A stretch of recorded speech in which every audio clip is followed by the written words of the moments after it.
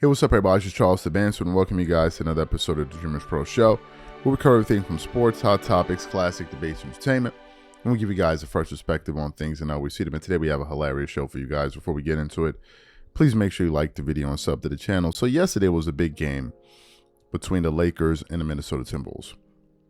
Very important game, because that game, going into that game, Minnesota was up 2-1 because they had stole a game on the road. So this was a must-win game for the Lakers. All right, now coming into this series, the Lakers had home court advantage, but they stole it away from them. So the Lakers needed to win this game. Like, there's just no two ways about it, because if they lost the game, they'll be going down 3-1, going back to LA against a team that has already proven that they are fully capable of beating them on the road. So yesterday was important.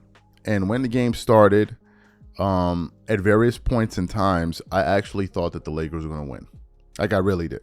Right? That's because whenever Minnesota would try to make a run, the Lakers would have an answer. They would hit a timely three. Like, of all the teams I've seen, the Lakers have players that hit a lot of timely threes. Momentum breaking three. Like, they have a lot of guys. Like, somebody would just hit a three at the worst moment. And going into that fourth quarter, the Lakers were up 10 going into the fourth. And I was saying to myself, I'm like, I don't see how the Lakers are going to lose this game. So I stepped away from the game for some minutes, and I came back with, I think, about 5 or 6 minutes to go in the game. And I came back when I saw the scores like 104, 103. And I was like, how did this happen? Like, how did this even happen? And, you know, I watched it to the end like everybody else, and it was a crazy ending to the game, right? And ultimately, the Minnesota Timberwolves ended up winning that game. And the crazy part about that game was that in the fourth quarter, let me give you guys some fourth quarter data. In the fourth quarter on the Lakers side, Rui Hachimura had 3 points. Austin Reeves had 6 points. Luka Doncic had 7 points. Dorian Finney-Smith had 3 points. The person that went scoreless in the fourth quarter for the Lakers was LeBron James himself. On the side for the Wolves, Jaden McDaniels had 5. Naz Reid had 8. Dante Vincenzo had 3. Anthony Edwards had 16 of his 43 points in the fourth quarter. Now, in the first half of the game, the Lakers were pretty hot. LeBron had 22 and all of that, and he played 22 minutes. But going into the second half of the game, that's when things got weird. Because in the second half of the game, JJ Redick elected to play his starters 24 straight minutes. And at the end of the game, after they lost, people started calling him out. And one of those people was none other than Kendrick Perkins, I believe on SportsCenter, who called out JJ Redick for his incompetence in the second half of that game. But before we even get into what Kendrick had to say on ESPN, today's video is brought to you by our sponsor, Game Time. One of the things I love the most is making unforgettable memories with family and friends. And one of the things I hate the most is overpaying for tickets only to find out that there was a better deal out there. That's one of the reasons I started using Game Time. Game Time is the easy go-to app for last-minute tickets to sports, concert, and theater events across 60+ states in the US and Canada. Game Time saves me time, money, and stress by curating only the best deals, so I'm not wasting a whole bunch of time scrolling through overpriced tickets. Game Time Picks is my favorite tool. It highlights the best value seats instantly. No more guesswork, no more wasting time. For example, I am super excited about this Game 2 matchup between the Los Angeles Clippers and the Denver Nuggets. Here's what I like to do. I turn on all-in pricing so I know exactly what I'm paying for upfront. I check Game Time Picks to find out the most valuable deals. And finally, I pick the ticket I want. I choose between the cheapest deal, the great deal, or the amazing deal. Once you select the ticket you want, you can use their panoramic seat view to ensure you know exactly what you're getting before you buy. So take the guesswork out of buying tickets with Game Time. Download the app, create an account, and use code CLNS for $20 off your first purchase. Again, create an account and use redeem code CLNS for $20 off. And remember, whenever you support this sponsor, you're supporting this channel. Thank you. So what we want to do now is going to play exactly what Kendrick Perkins had to say about JJ Redick's decision to play all of his starters that many minutes. And I want to come back and continue on the show. Take a listen to Kendrick here. West, though, Perk, because the Lakers are now facing elimination as they head back home. But here's my question.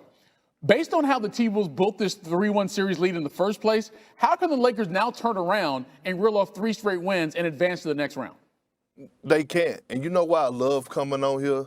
It's because, one, y'all two are outstanding, but two, y'all speak the truth. Damn it, I'm going to speak the truth. This loss is on J.J. Redick. This loss is on J.J. Redick.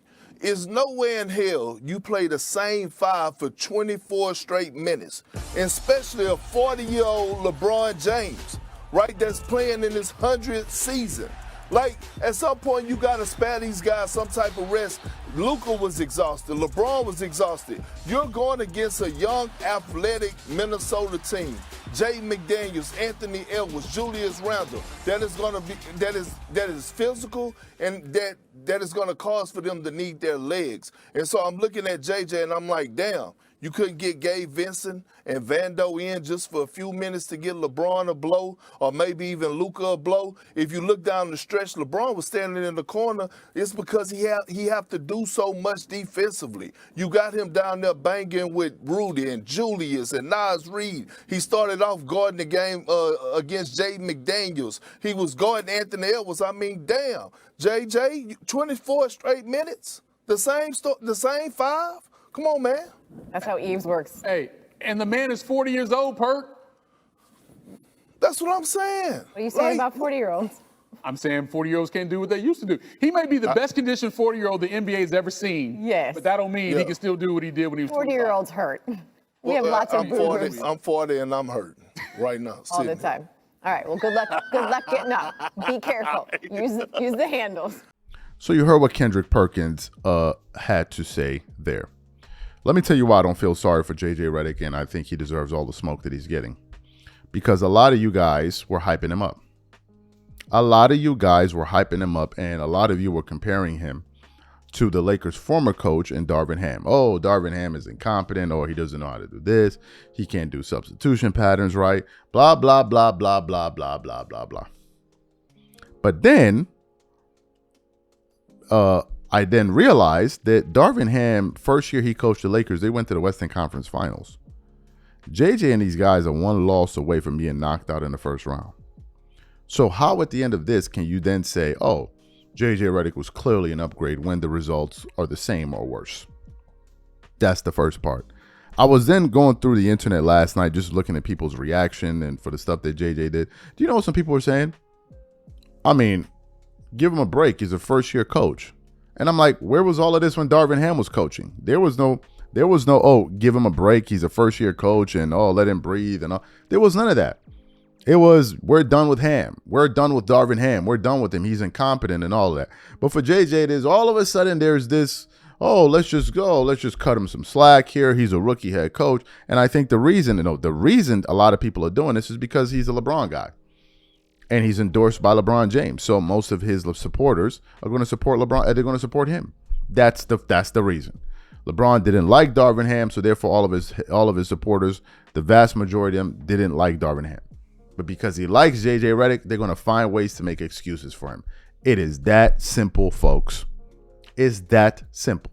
But people like Kendrick Perkins, who are not up there kissing LeBron's butt 24/7, they're going to call him out. Most of these other guys in media won't because they're up there to kiss the ring. Kendrick Perkins is like, nah. If this was Darvin Ham that played his starters 24 straight minutes, they would have crucified him. That is the fact of the matter. If Darvin Ham did what J.J. Redick did, they would have crucified him. But because J.J. Redick did it, oh, no, let's all, oh, shucks, shucks, man. It's his first year. I mean, what do you expect? No, we're going to hold them all accountable across the board. Everyone is going to be held to the same standard. Period. End of story. These are my thoughts. Whatever you guys think, leave your thoughts in the comments and we catch you on the next show. Peace.